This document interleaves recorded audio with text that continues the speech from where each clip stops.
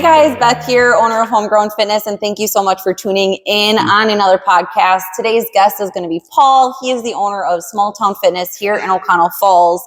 And I've known Paul for a while now. However, about 2 years ago, he did connect with me to join forces to bring health and wellness into the O'Connell Falls area and surrounding areas as well. But just us collaborating together has been amazing. It's done great things for myself and my own business and personal training, as well for the community. I think, one, I want to say thank you for that. Two, he also was in the service, so I want to say thank you for serving for our community. But I wanted to let him do a little introduction about himself, what got him into the military, and really what was his driver for opening up a 24-hour gym. So take it away. Like Beth said, my name is Paul Anderson, owner of Small Town Fitness. Like Beth was saying, it's been great. We partnered like right away when I opened. It's been incredible. She came in and brought nothing but Homegrown Fitness, brought nothing but positivity, upbeat, just all around promotes health and honestly just like a drive to become better, become the best version of yourself. So thank you for that. And going forward, like about myself, real quick, just obviously I'm married to a beautiful woman, Dana. We got 3 kids. We live right behind the gym. We actually own this property that we built the gym on. And like Beth said, I am a veteran. And honestly, as far as like, if you want to talk about like the gym aspect of it, what had happened was I actually came home from working on the road, and I was working on the road as a steam fitter for the last 10 years for a company called C.R. Meyer, which now I moved up to be a superintendent for them. But I actually came home one time and I was watching my wife do her career, and she's always been like my inspiration and like the person that inspires me. Mm-hmm. And I actually sat her down one day while I was home between jobs. So I sat her on the couch and I asked her, and I said, help me find what you have, like what you have found. Cause she's got such a passion for her career that I think that's what everybody searches for. Mm-hmm. And I love my job, but I don't think I have a passion like she did, or even like doing something else. So I needed something else in my life. Mm-hmm. And, without even hesitating, she said, Paul, you need to open a gym. And I'm not going to go into detail for the words I actually used when she said that, but I was like, are you out of your mind? Like, no. I said, Dana, I'm serious. Yeah. And she said, Paul, so am I. She said, everywhere you go, no matter what state you go into, you end up in a gym. I hear more about the people that you meet in the gym, and like just like that gym, like the atmosphere and like just everything that happens in a gym is what she hears about, and I never talk about work. Mm-hmm. And like the more I gave it thought and the more we talked about it over time, it started to make sense. And I don't think it's really, what I really fell in love with in the beginning, like when I first started going to gyms, what I caught on to is not so much, I don't think like the health portion of it. Like I love people, and I think it's like the atmosphere of the gym. I don't think there's a person out there that could ever tell me that they walked into a gym and then left at a more negative mindset. Mm-hmm. Like when you come into a gym, like you get, like there's something like inside the gym, like by, working on yourself, trying to become the best version of yourself and just working hard, like on you. It's the one time in your life you can be, mm-hmm. You can be selfish. Right. Yeah. And when you walk back out them doors, you're in a better mood, better attitude when you leave than when you came in. And I think that in itself is something that I got addicted to. Mm-hmm. And then even more so is seeing other people's success gets me extremely excited. And I absolutely love that. And seeing that, and then now like opening my own gym and be able to see that, and like now getting to know more people in the community and have like deeper connections with people. Mm-hmm. It's like a dream come true. Yeah. Yeah. I can, let's kind of express a little bit more about, the feeling of after working out. One, I think when people come to the gym, they're coming in working out, they're coming into they may be coming in on a bad mood and leaving happy.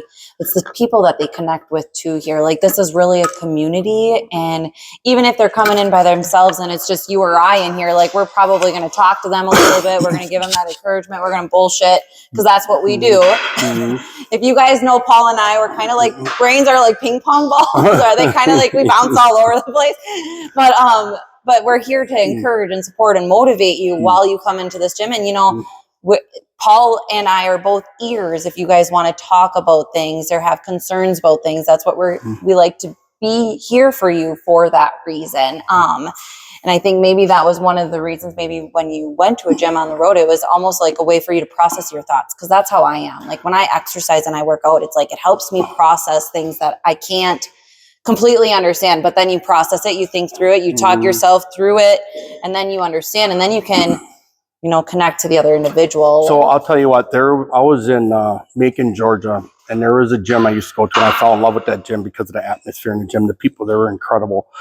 But there was this older gentleman that would come in every single day, and he wouldn't do a whole lot, but he would work out. He'd only be in there maybe 30 minutes at most. But, and I got to know him a little bit just by passing, and then we'd always say something to each other. But one day he said something and that stuck with me. He said, "I'm here to get my therapy." I like that. And something as small as that, like it got me thinking a lot. And that's always been in my mind, Right. and I always think about it at random times, and he's absolutely right, and I'm not even saying like people need to go to the gym to get their therapy. Like, people need to find what, like, I guess makes them feel better about themselves, and that could be whatever it is. But I mean, find that one thing, and that's another reason why, like, to start a gym is everybody, like, I'm a firm believer, everybody needs, those 3 social settings, or, you need something. You got home, you got work, and everybody's looking for that third place, whichever it'll be. And what greater place to be for, in my opinion, is a gym, like, it's a positive atmosphere, and all you gain from it is positivity. And there's nothing negative about it. The only negative time I've ever had in a gym is if I'm going for a PR and I don't get it. That's the only time. Like, if you're going for a max, that's your max day, and you don't get it. Like, but other than that, like, you realistically have no negativity. There's nothing that deters you from anything when you're here. And especially in our gym, at Small Town Fitness, the people here, I know there's people out there that, they're either they're timid, they don't feel good about themselves, they're embarrassed, or they just don't want to put themselves out there. They don't want to go in that social setting because they're kind of conserved or reserved. And that's okay. But I'm telling you right now, it will be worth it to you. I mean, even if you came in, if you could confide in one person, dang it, I'll be your confider. You come in and there is nothing to feel bad about. Everybody in this gym is supportive. If somebody's not, if I would ever find a negative person in this gym, they would no longer be a member of this gym. That is 100% the truth. And if you can't be encouraging and respect the fact that somebody's in here trying to better themselves, then you don't need to be here. Right. Coming out of high school and stuff, what was your driver for joining the military? Honestly, I never thought about the military when I was in high school. My big thing was, like, I wanted to play football, that was my main concern. And then once that didn't go through, I went to college for a short time, and then ended up giving that up. And I went in the workforce for a while. And to be honest with you, when we were actually building or framing a condo in Howard. And on the radio is when 9/11 happened. So that came over on the radio, and I was telling the guys, "You guys hear this?" And that kind of sparked something in me that I needed to do something greater than myself. So then I joined the Marine Corps, and then in that time, I would never ever change anything in my life. That was something that made me who I am today, regardless of whatever it is, if it's negative stuff, positive stuff, like I'll never change it. It was incredible. The people I met, the guys I met, the things we done, and some of the best stuff that I took away from the Marine Corps, I'm trying to implant here. And my ultimate goal, my love and passion is like youth. And I would like to get involved with them. And so that way I can show them what it feels like to push past, like when you think you can't go anymore, and how great it feels to surprise yourself. And like to see that look in somebody's eye when they put forth so much and they think, well, you put forth what you think is everything, and you get past that barrier, and then you start to think, there's nothing I can't do. You know, and I think I can do that. I think I can reach those individuals if I were to be able to have one-on-ones with them. And just because I think I have so much passion for it, that I could figure out a way to reach, regardless of their character or the person they are, to pull that out of them. You know, and that's kind of been my passion. So I'm trying to figure out timing wise, if I can, you know, if once I'm committed, like, you know, I'm going to be 100% committed to it and into those kids. But that's kind of that in a nutshell. But yeah, as far as the military, I did 4.5 years in the Marine Corps. I got out for a couple years, and my brother-in-law is an active guard reserve, Kurt Warrant, and he told me while I was helping him rake leaves when I met him, and he said he got activated to go to Iraq. I said, well, I'd go back again. And he said, well, we need guys, you know, you should talk to recruiter, you could probably go. Oh, sure shit. So that's what I did. And to this day, I don't think my wife would allow me to help him rake leaves anymore, but that's okay. Probably not. So yeah, I often went and I left for a year. So but I did 7 years with them. Like that was another great group of guys in the service.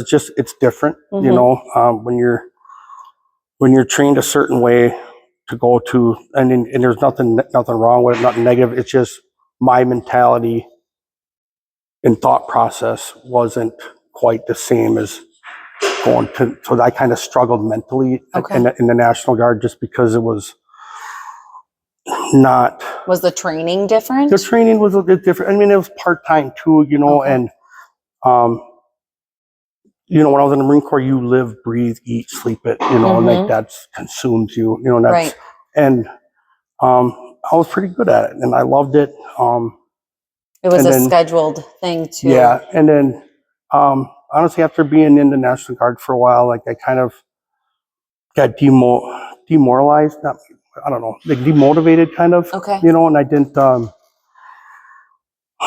really care as much, because it was like, to me, I was like, come on, I wanted to push harder. Like I wanted like that hard training, like that push that you're in a shitty spot, you're beyond the limits. You gotta go beyond. It's just, so that's one thing I kind of regret, is not giving everything I had to that. What would you say would the atmosphere be different with the group of people and the relationships you built with the Marines? I think they're, well, the unit I was with in the Marine Corps is a little different. They're a little crazy. They're crazier, a little bit crazier. Because in the National Guard, because it's a switch. You gotta go, you're a civilian, and then when it's time to do, your military duties, you gotta flip the switch of, okay, now I'm in the military, and like everything from all your when I think of, your military bearings to, it's the military structure and the military way is, in my opinion, is extremely hard to live and die by the switch, because it's how you are every single day until you're done 100%. Right. It's just that part. It wasn't quite what I was used to, I guess, and how I was, brought up in the military, so to speak, but as far as the people, yeah, they're still goofier and shit. If you're in the military, you're goofy one way or another. There's something wrong with you a little bit. And especially if you're in the infantry side, there's something to say about like infantry guys. We all got something in common. I think little retarded, maybe not. I'm sorry for that, but I mean we're not quite right, you know. Hey, we all aren't right. There's no such thing as normal in this world. We're all figuring ourselves out. What would be your favorite memory of being in the service? Oh, there's a lot of them. I think my favorite memory is outside of military stuff when all of us are together. We used to always get together and do barbecues, but then there isn't one conversation that was would you say it, an intelligent conversation. You know, it was more of all you did is pretty much tear people down, rip on each other, talk stupid. But those were the best days. Those were the funnest times. You know, it's just kind of, you're not training, you're not, you know, whatever. It's just letting go, letting loose, whatever, and having cocktails, barbecuing, and just being all together. Where were you stationed within the service? Were you kind of all over, or? Yeah, we went. Where was like your home base? I was stationed out of Camp Pendleton at Camp Hornell, in California, Southern California, and then yes, we did. I did 3 tours with them, all 3 of which we went to Iraq. The last one we got to go see like Thailand, Singapore, UAE, Australia, all that stuff. Oh, so that was kind cool. of fun. Yeah, we did a training with the Australian Army down there. That was cool. That was pretty neat. But it was a lot of life lessons going around and seeing like a lot of different places and different cultures, for sure. And the best thing to take from that is being very grateful being where we're at. You know, the best place on earth is here in the U.S., hands down. Woohoo! Yeah. Raise that flag, wave that flag. What, like, do you still stay in connection with some of the guys for sure. that you? For sure, yeah. We still talk. We do every August. There's a big reunion that they do at Camp Pendleton. They go up it's called the microwave. They go all the way up to the top. It's like 2 miles, I think, up. You bring a white rock for the individuals that didn't make it back. You carry some type of white rock and put it up there, and there's a lot of white rocks up there now. Yeah. But you go up there and just kind of remember those guys. That's awesome. So after you were done with the National Guard, is that when you transitioned into the trades, or did you start the trades? Yep. So when I was in the National Guard, I received a email for veterans in piping and to become a steam fitter, pipe fitter. And I'm like, I have no idea what the hell that is. You know, I'm still learning today. If anybody's curious, I'm still learning. I didn't know, and I was never a guy that really worked with his like hands, like mechanically. You know, like worked on my vehicle, none of that stuff. You know, I was always a sports guy. If I wasn't doing sports, I was trying to figure something else out to do, something physical. Right. And so I looked it up. I'm like, I have no idea what the hell this is. And I was looking at stuff and I'm like, this would be all right. But then as time went on and I got out of the National Guard, I went to veterans in piping. It was a 5-month course at the time. I was the first one in the state of Wisconsin, or the first class in the state of Wisconsin. And it was 5 months, and I knew it wasn't a job anymore. I knew this was going to be my career. So it was a different mindset I went into it. And I never took anything that serious as far as like, you know, as work came, you know, and I really, really gave it everything I had. And it came out pretty good from that.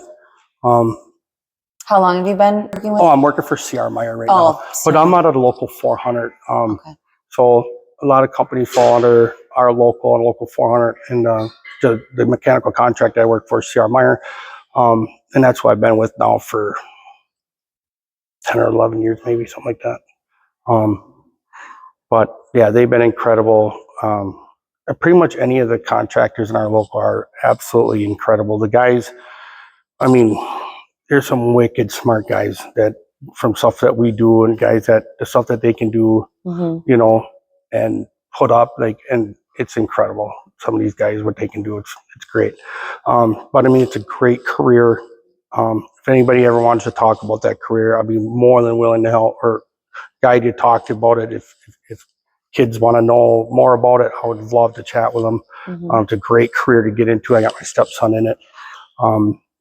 But yeah, it's been great. How was the transition from, going to that military mindset into the trades? Was it a tough transition mindset wise to kind of, like you said that in the National Guard, it was almost like you flipping that switch on and off? No, I mean, it's because I think I went into this knowing it was going to be my career. Not so much. I don't think it was a hard transition by no means. It was like just making sure you do all the small stuff, like you show up for work every single day. Don't be late. Don't stand around and get caught on your phone. Don't, if there's something, don't ever just stand look at, if your foreman's not around and you get done with the task he's giving you, not to stand there. So always find something to do, and just show them that you're willing to do anything, your work, somebody they can count on, that was very important, especially in the beginning for me, Yeah. And this job was kind of on the road too, right? Or did you start mainly just servicing Wisconsin and then you started transferring out? So I started with a company called MTI out of Green Bay. And that's where I did my apprenticeship through. But then Dana and I wanted to either build, buy. We didn't really know what we were going to do. We knew that, we were going to have a wedding to pay for. So collective or together, we made up the mindset that I would try to go on the road. And fortunate enough, I had a couple friends that were already on the road for C.R. Meyer that helped me get over there. My first job was with them down in Texarkana, down in Texas or in Arkansas. And I've been with them ever since. So I went on the road for them for 10 years. Oh, wow. Yeah, because it started out to be where we wanted to build or buy, and then, but once you're with a company and you're out, you're trying to do everything right. And if you're doing good, what happens is you start moving up, right? Yeah. And once you start moving up, then now you have more responsibility, you have more obligations, and then the more they're going to want out of you, right? So what happened is that's exactly what happened with me. And then they started asking me to start doing more and more. And then we didn't have so much work at home. And Dana, luckily I have Dana as a wife because she was just unbelievably supportive, and because that takes a toll on the relationship when you're out and about. Oh my God. And constant in and out of the doors. And she did. I mean, she was incredible. She's an angel. Oh, she is. Dana, if you're listening, you're an angel. But, so, I mean, it was hard. I mean, and then, you come to realize that money's not everything, and then you make a very good living on the road, but at the same time, at what cost, right. You get distant from your kids, you miss stuff at home, all for what, right. Right. And finally it came to a point, Dana's like, okay, Paul, let's either you get off the road or she's like, I'm sick and tired of doing things by myself. Yeah. And I was sick of missing stuff, and I'm like, all right, it's time. And so I talked to the company and said, look, I can't do the big road jobs no more. I'm like, I'll go out. Dana don't kind of mind if I go out for a week or two or whatever, but no more long-term ones, How long were the long terms? Long-term, 6 months to a year. Wow. Yeah, I'd come home every month, but it was only for 4 to 5 days a month. What can you do for 4 or 5 days? Right, exactly. It's cramming it all in. You come home and then you're Mr. Wonderful for the kids and stuff, and then you're gone again. But what really hurts is all the little things when you come home, and now I'm home for good. Like in the beginning, what was hard is all the kids go right to Dana for everything, and it's kind of hard because it's almost like you feel like invisible, right?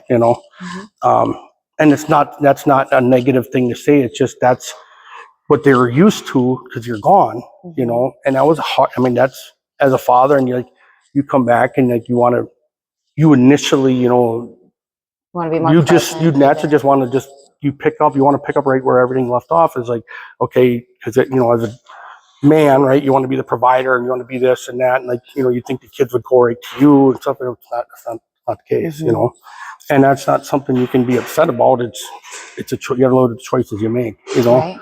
And that part was hard for a while, you know, and like dang it, man, you know, it's like you kind of miss out on that, all that I don't even know how to put it into words, like the little stuff like that. You miss out on some of the simplest memories. Yes, Absolutely. Yeah, Mm-hmm. Yeah, it's tough. Yeah, so that. But what's good is now you can create those memories moving forward. Mm-hmm. You know, you can be present. You can be that phone call. You can be taking your daughter to baseball. You can coach as you're closer to home now.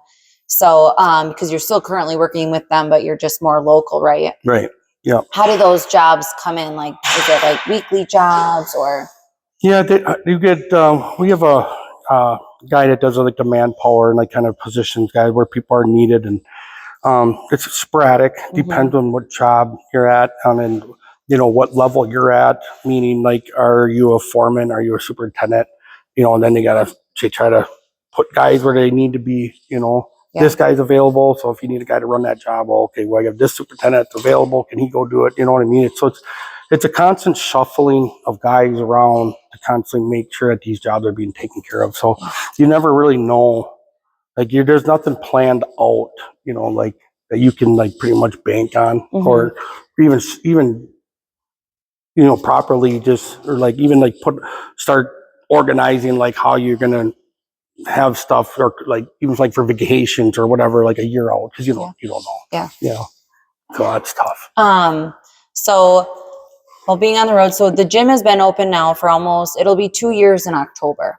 Yes. Technically November, but October we opened the doors to members.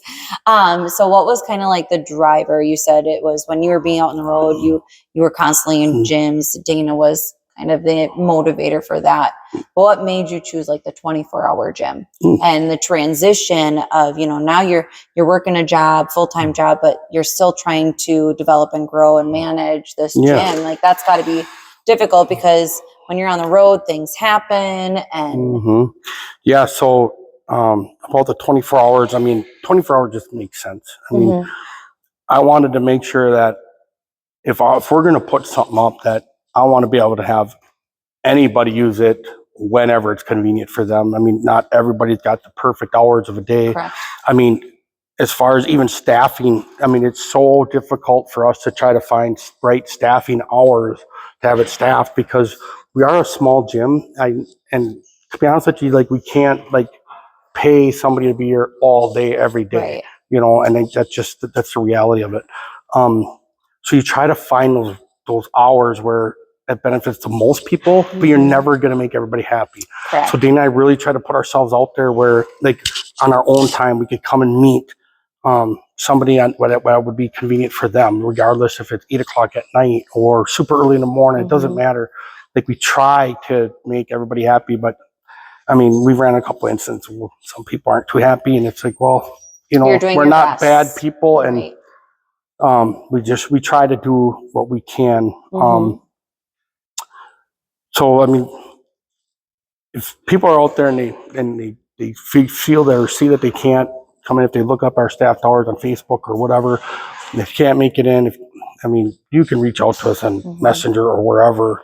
I mean, we can meet you whenever it's convenient for you. But what's good is people can sign up online as well. Correct.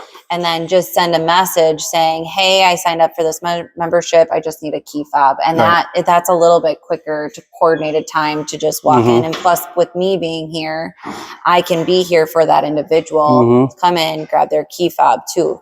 Because I'm generally here during non-staffed hours, but I'm doing more personal training. I don't do the membership side of things. So that's where that communication piece, like it's important for that individual who wants to sign up for a membership to reach out and connect. Right.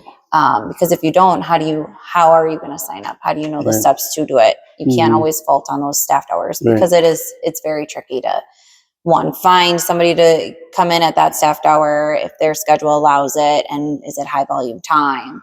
Things like that. It's tough. But I think you guys are doing a really good job managing it to the best of your abilities, especially with your wife working a full-time job and you working a full-time job as well. The transition of trying to not manage, but kind of manage because you're, managing your full-time schedule with your pipe fitting position, steam fitting. Mm-hmm.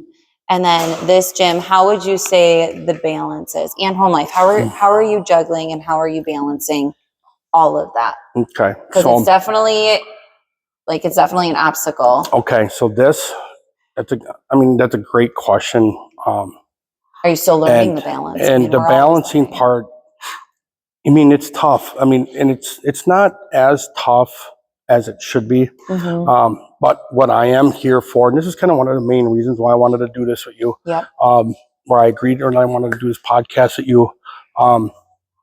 So when we're around the time we opened this gym, in my entire life, I really never had any responsibilities. Meaning multiple responsibilities at one time, right? So multitasking with things not having to do with myself. Mm-hmm. I know it sounds strange. I know people are probably maybe are like, well, what are you talking about? Well, for example, I come home, you got to get the stuff for the kids or whatever. If you work, come home.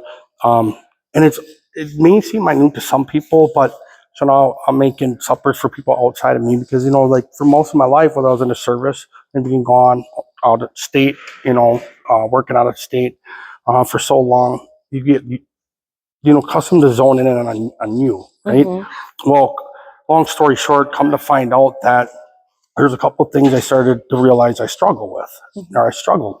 And one of which is obviously, and people, I used to laugh sometimes when people would bring it up and they talk about ADD, right? And, but it's come to find out, obviously I have that pretty bad, but and then I have other post issues that had happened in the past that now kind of resurface and out of kind of nowhere. It was extremely, extremely hard when that all started to become prevalent, mm-hmm. And surface. I didn't really know how to handle it.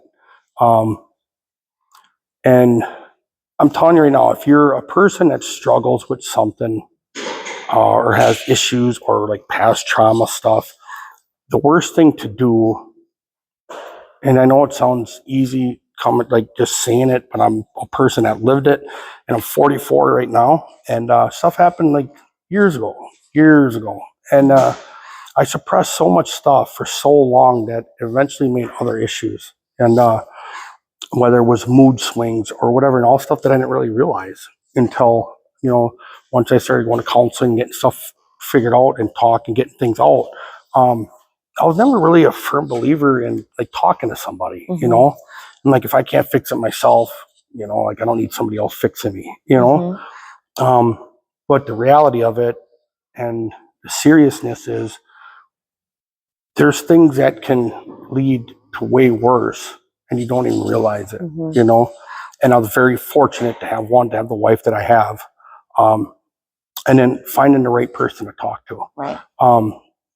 And I'm telling you, and I have no problem talking and bringing this up anymore or right now.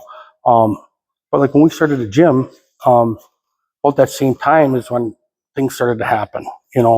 Things started to pop up and thoughts and kind of reliving certain things. And one physically started to affect me. And then obviously mentally. And then when it would get bad, I would shut down. I would seclude myself, and just become somebody I'm not, mm-hmm. And not wanting to be in a social environment. And the things we started here, I wanted to get away from the gym. I was pushed away from it, right. Just because of people. I didn't want to be around people, and and this was all before I started talking to somebody. And Dana kept pushing, you got to talk to somebody, Paul, and the more I would think about it, the more things would hurt. Mm-hmm. And man, it was bad. It was really bad for a while. And then finally, now I started talking and getting the help that I needed, and I'm finally back on track to be me. Right. And I'm finally to a spot now. At least I can bring it up and admit it. And that's the hardest part. I'm telling you right now, and people out there that can relate, or even if you can't relate, when somebody has an issue or a problem, and like, even if that individual knows it in their heart but doesn't want to even admit it to themselves, talking to somebody else or bringing it up to somebody else is probably the hardest thing that you could ever do. Because one, you don't want to feel like you're not normal. Right. You don't want to feel like you're any less of a person, or you want people to look down and your people start judging you. You know, like, oh, what the hell is this guy? You got his head case guy or whatever. You know, it's all them thoughts go through your head, and like you don't want to be that guy. Right. You know, yeah. And you just want to be like the person everybody either one looks up to or wants to be your friend or whatever. You know, like you just want to be the guy that fits in. You know, you don't want to be this guy. You're putting that face fuck, here on. we go. Now we got, you know. So, I'm telling you, if anybody out there needs an ear or you don't know who to talk to, I'm telling you right now, I'll be an ear for anybody. Yeah. I don't know if I could ever help you, but I might be able to point you in the right direction to get help. But I'm telling you, the stuff I went through is pretty horrific. And now actually getting through it, I'm telling you, you can get through trauma. I think the hardest part too is resurfacing a lot. You know, especially when you bottle it up like that, it just piles on, and then to have to. So with you and your counselor working through that, you're digging to the bottom of that bottle. You're resurfacing a lot of these, you know, traumas, experiences, thoughts that have made you to who you are today. But you're overcoming some of those and overcoming those to, you know, talk about it and express it and to move freely and live freely beyond past those thoughts. Because then when they start being bottled up, it's almost like your feeling of self-doubt, you question what the F you're doing. I mean, and it's hard. It's hard to go every day to day with those type of thoughts and just continue to put a face on, a smile on, pretend nothing's wrong. And there's a lot of people in this world that are struggling with that, especially coming from, you know, post-military and with what's going on in the world today. I think that there's a lot of that going on. You know, and that, you know, when you look back at where we start looking at it, you know, like everything, even at that, you know, when everything started to surface, and it was a time when everything in my life was going right. You know, I became a business owner. You know, the gym's off and going. You know, people are signing up, and I start to realize I'm surpassing what I wrote my business plan for. Like all these things are great. You know, we built a beautiful home. You know, everything. Everybody's healthy in the family. You know, like so. Like my life was great. You know, so it's like, okay, so why is it surfacing now? You know what I mean? Right. And I think, you know, it was so hard to even accept the fact, like, Paul, you're successful. You know, you made a successful business. You know, like you wrote the business plan on your own. You know, dreamt about it. You made it a reality. Like that part alone, I couldn't even like be like happy for. Like it was just like almost like a part, like you'd start to feel like I didn't deserve it. Like I'll tell myself that, you know. But even with all that being said, like I consider that being like the bottom bear where I was like mentally, you know, like bad. Like I was down there, and anybody can get through anything, you know, and there is a process of doing it, and it's case by case, but you can, you know, you freaking can, no matter what you've been through. I mean, there's probably people out there like, well, you don't know what I've been through. You're right, I don't. You don't know what I've been through. You know, and the stuff I went through was pretty horrific stuff. Whether it was military or it was personal. I mean, there was a lot of not good stuff, and I'm telling you, you can get through it. I'm telling you right now, you can. And once you do, like right now, like where I'm at, like the happiness, you know, the mood swings aren't as bad now. You know, so it's great. I mean, it's a great feeling. I mean, granted, I didn't reach the end or whatever, but every day is better than the last. Well, it's a journey in itself. I mean, healing is a journey. No matter what journey you're on, the type of healing you're on, it could be nutritionally, it could be gut, it could be mentally, it could be physically. No matter what your journey is, it's always going to be a process of healing, because that journey is always going to be ever changing. It's going to be growing because you're growing as an individual. And what's great about this is you can connect with those individuals that are coming to the gym, signing up. You can ask them, like, you know, what brought you here?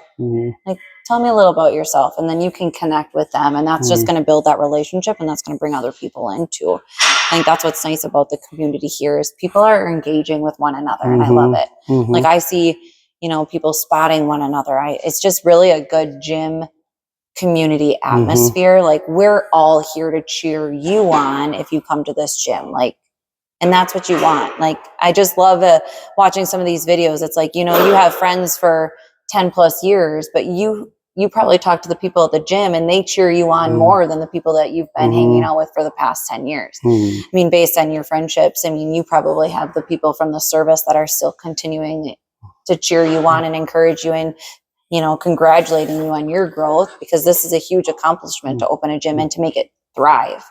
That's the hard thing, is how we can all open up a business, but how do we make it grow and thrive and draw people back in? Those are obstacles.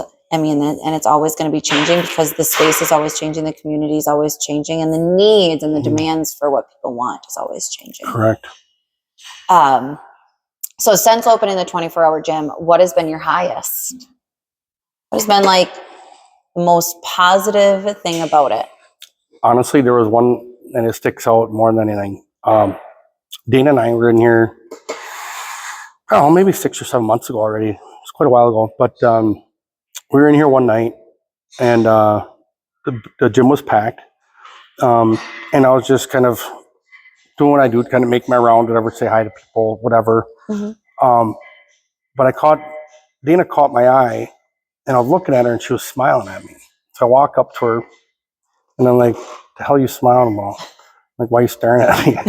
And she says, "Paul, I watch you walk around, and like, you know something about everybody's life here that's that awesome. You talk to." And she's like, "That's pretty awesome." And I guess I never really even acknowledged it, I guess. You know, I'm like, yeah, I guess I do. Yeah. You know, and like, that's like the best part is the people, you know, especially when you see people start making gains or like starting to show improvements or whatever, like even them telling you like their accomplishments. I can't tell you how excited. The guy I served with in the National Guard comes in here, and he walked through the door the other day, and I about jumped out of my chair. And I know I probably came off a little aggressive because I get happy and I get a little crazy. But I was like, "Oh my God, you look incredible." I'm like, "What the hell did you do? What happened?" He's like, "I've been coming here every day, and I'm telling you, he looks phenomenal." And I must have said that about 8 times until I realized in my head, I'm like, "Jesus Christ, Paul, stop." You know, making us uncomfortable. But soon you'll be holding his hand, but patting him on the back. It's when somebody puts forth so much effort, you know, and they make their transformation, and it's not the transformation like for society or to be social. It's because that individual wanted to. Yeah. That's what you're happy for. That individual, what they accomplished on their own and are getting close, if not hitting their goals. You know, and that's something like when you go home and you lay down at night, it's like, man, I can really do it. And it's motivating, you know? And it's inspiring. Because now it just leads into more things with life, right? Like, now if I put forth this effort, like, I know I can do it, you know? And then that's incredible. That's absolutely incredible. Like, I love, because you know how much determination and sacrifice, like the days you don't want to go, you'd rather just lay on the couch or just do whatever. That individual got up, I don't care, I got to go. And just kept going and going and going, you know? And I love that. I absolutely love it. Goosebumps thinking about it. I love that. Love that. I do too. So now that we're almost hitting the 2-year mark, I mean, granted, it's not for a while yet, but like, what's next? What's next with the goal of the gym?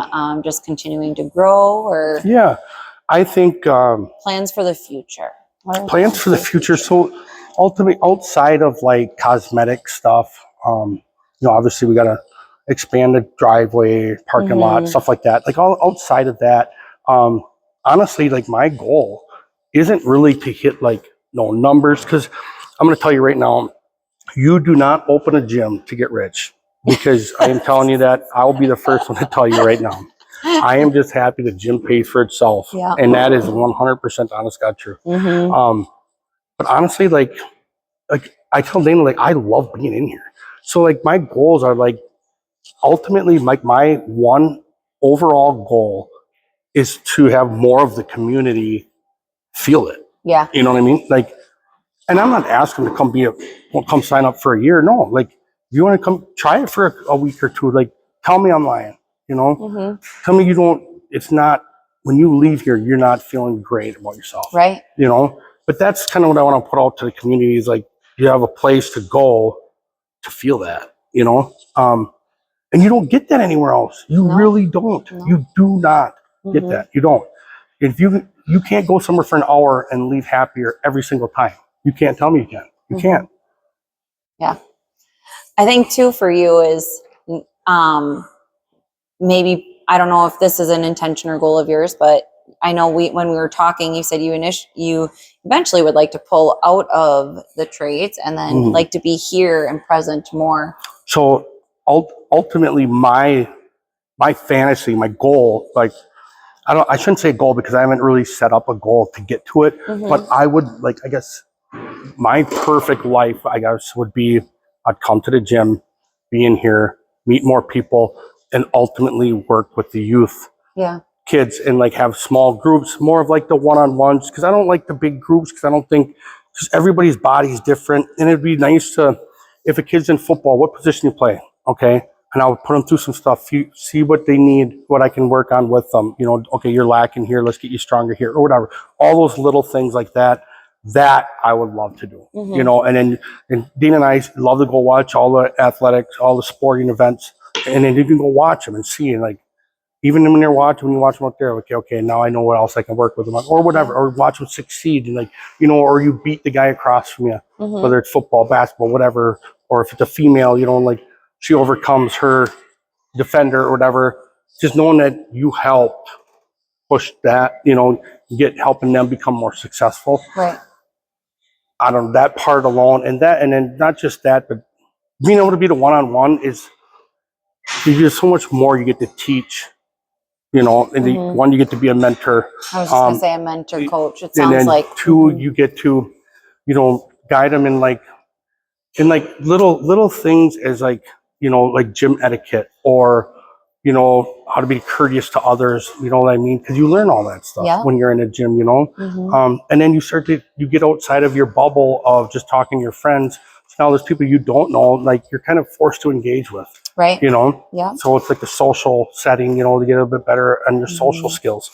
I mean, there's so many little things that come with it that when people say, "Oh, I'm just going there to get trained." Yeah. No, it's more than that. It's beyond. Training is beyond just, I'm coming here to work out. Right. It's beyond it. That makes me think of the Washington Middle School here. Every year holds like a clinic for the middle schoolers, but I think it's solely for 7th graders. I can't remember, but I presented a few times, and I remember the last time that I presented, it was about teamwork, presenting. We did like this little obstacle course thing as a team, but I was like, you have to work as a team in order to get through this obstacle. And I had it was just really neat to see on how they talked to one another. It wasn't very encouraging. It was just very simple cues, simple words. And it's like, no, be descriptive, be encouraging, use your vocabulary. But I think kids today too resort to a lot of social media and TikTok in particular. And that's kind of like the driver. And there's a lot of fake stuff on social media. And I mean, now AI can generate things for people. And it's like, why would you want to eliminate the realness that you can get through training using just a TikTok? Like the person on TikTok isn't going to be able to view your form and your technique. They're not going to be able to maybe sit down with you and talk to you and really get to know you on a personal level, because you may come in through those doors and you're probably battling from your day.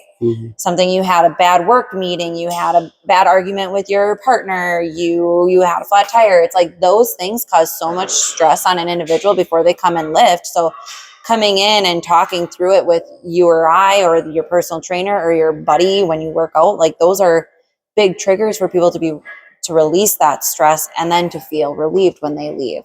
I mean, that's what the community atmosphere is for the gym here.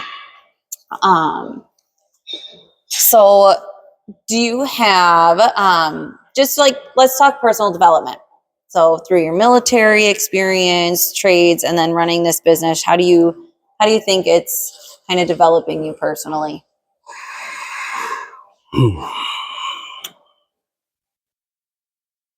Honestly, like developing, I don't know. I think you kind of covered a lot. Yeah, I mean, definitely. It's relearning yourself. It is learning a different side of yourself, I would say. I mean, it's outside the norm. It's outside of what you've always known, you know? So, being a business owner is a little different. You know, I think I don't know what I'm learning, to be honest with you, like put me on the spot like that. Yeah. But as far as like, I can tell you one thing I can tell you some people are pretty darn mean out there, you know? Yeah. And that really, it gets me. And I'm sorry to bring that up like that. No, that's all right. But there are mean people in this world. Like there's some things that people put on like chats and like whatever. And then like, like Dina or I would get, a text or a call saying, hey, did you see what this person's saying? It's like, the hard part is, and this, you have to take the good with the bad. And like, this is part of owning, and I understand it's part of owning a business. It's people can have their own opinions, and there's people out there that are like that. But one, you don't know us, and then two, if you did, you'd probably delete what you just said, and I think that's the hardest part about being a business owner, and like always trying to go the extra mile, try to help people out, or do whatever we can to, that would fit whatever their needs are, Right. And I would say that right there, it's obviously it's not answering your question of like how it's made me, but being a business owner, that's one thing, like it's always in my back of my head. It just drives me nuts sometimes, but I understand I got to get past that as a business owner, but still something I'm still struggling with. It's hard. It's hard to take that negative criticism, and it's not even sometimes negative. It's just really not very kind, and like that sticks. I mean, to me, that sticks with me too. I think that sticks with everybody, but I overlook that and look at all the positive things beyond that one negative comment. I mean, it's like a constant reminder. I mean, like I said, it's outside your norm because your lifestyle changes. It's no longer like you get to do, like, this is a spot I have to take care of. I have to be here, or I have to stop in. I have to, do your due diligence of, like making sure the supplies or whatever we got, and making sure the staff is doing what they're supposed to be doing. I mean, that, obviously trying to make all the members happy that you can, and make sure the equipment stays up. I mean, it's not overwhelming by no means, but it's still things that's in your wheelhouse, so to speak, that you have to take care of, that normally if you didn't have to take care of it, you're off doing whatever you want to do or do, so it's more responsibilities but then again, that coming into when you start your business, and if it took me a long time, it took me 3 months to write my business plan. So many times I walked away from it, and like you get frustrated, you know what, I'm just walking away. Come back to it in a week after, try to pick back up. So I tried to cover everything and try to understand what's going to be expected of me. And I went around the state. I went to a bunch of different gym owners and sat down, and I was very lucky and, very happy that these individuals gave me some of their time and kind of gave me their opinions, and not really talking about the gym aspect, but like the things people don't see is what I was interested in. Of so I didn't want to, and I didn't want to be blindsided by nothing big. So I think I did fairly well that way. But they're like anything you do, you're always going to learn. There's always stuff that comes up. But if I had to redo it again, I'd do everything exactly the same. There's 2 gyms I wanted to mimic. There's one in upstate New York, and there's one in Georgia. And it had nothing to do with the equipment, had nothing to do with the facility. It had to do with the people inside. And when I was opening this gym, I told Dana, I said, I will have what I've always wanted. And I wanted that, like that camaraderie. I wanted that, that atmosphere. Like I have this atmosphere in my head that I wanted. And that's what I would, if I wasn't going to have that, I wouldn't have the gym. Right. Yeah. And we've got that.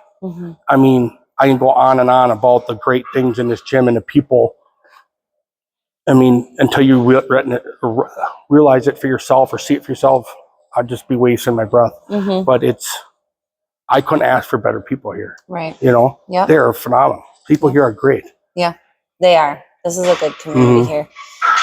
Okay, so let's tell people where they can find the gym. So let's do address, information. You can follow them on Facebook, which I will put the link of Small Town Fitness and all of the information in the description below. But yeah, so Small Town Fitness, we're located in O'Connell Falls, right across from high school, on 7350 Columbia Street. We are open 24 hours. You can sign up online, like Beth said earlier. You can find us on Facebook, Small Town Fitness. You can. My name is Paul Anderson. Look me up on Facebook. You can message me. Our phone number is 846-7055, 920 area code. Our staffed hours are usually from 4 to 7, Monday through Friday. We tried to add on a noon to 3 on Sundays. So if you can't make those hours, please reach out. We'll accommodate any which way we can to help you get in here or answer any of your questions. Whatever you need, please reach out and ask. Yeah. Well, thank you so much, Paul, for both the service and for joining me today. We are going to be doing another one probably in the near future, so continue to stay tuned. Don't forget to hit the subscribe button, and thank you so much for tuning in. Have a great day. Well.